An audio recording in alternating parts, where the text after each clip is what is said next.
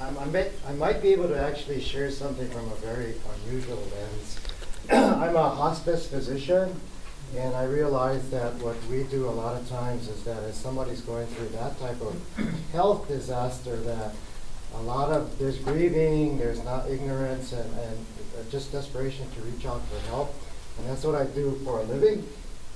And then when I'm a victim in this situation, it's been a really interesting perspective I've had to watch the Red Cross in action. So on February 14th, Valentine's Day, my wife was at home. She had just come back from exercise.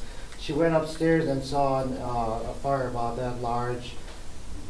First thing is we had just changed our smoke alarms, which was really good, but that was just pure flames at the beginning, and so the alarms triggered maybe about 30 seconds later. And the first lesson was to realize, as you folks teach, is besides making sure your fire alarms are up to date, is practice with your fire extinguishers. And so she was fiddling around with that because it was a new one. You actually got to take off some of the wrapping and other stuff. You can just pull the ring out. And she realized, this is crazy, I better leave. And within 10 minutes, it became a major fire that quickly destroyed the master bedroom where it originated with. And as much as we're so grateful for the quick response of the firemen to come over, the video said that Red Cross are not first responders. First of all, I was extremely surprised how fast they came. Someone had mentioned, would you want the Red Cross involved? And at first I said, no, we probably wouldn't qualify for money. I don't know if I want one extra resource just to confuse me with all the other things that were to happen.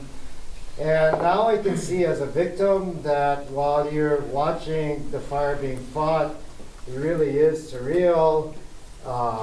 You don't know what's going to come next, and your thoughts are all muddled and everything. One thing in hospice we teach people that just your very presence makes such a difference in a disaster.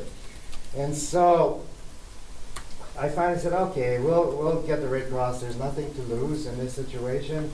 So number one, I was so impressed by how fast they came because, I mean, there's investigators, there's firemen, there's policemen, all kinds of people that come, but the Red Cross was there so fast, I almost didn't recognize who they were. I figured, oh, this must be another first responder.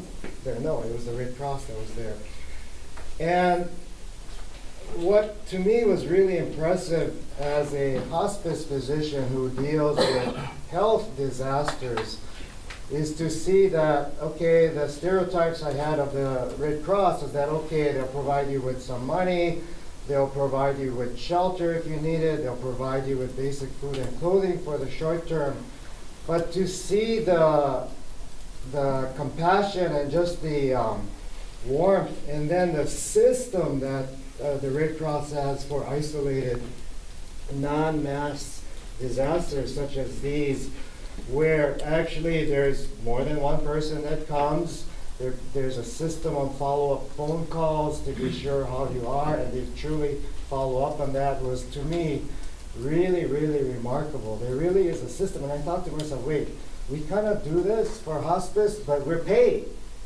And to see that volunteers can do this in a way that Red Cross is structured so well and organized, it's one thing to have passion and compassion, but you can actually stumble over each other and try to do the work.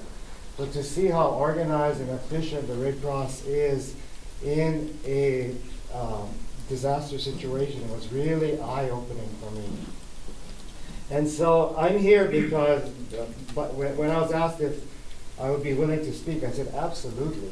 There's so much that I learned from what Red Cross does, and this is just my way of giving back by a testimony. Thank you. Thank you.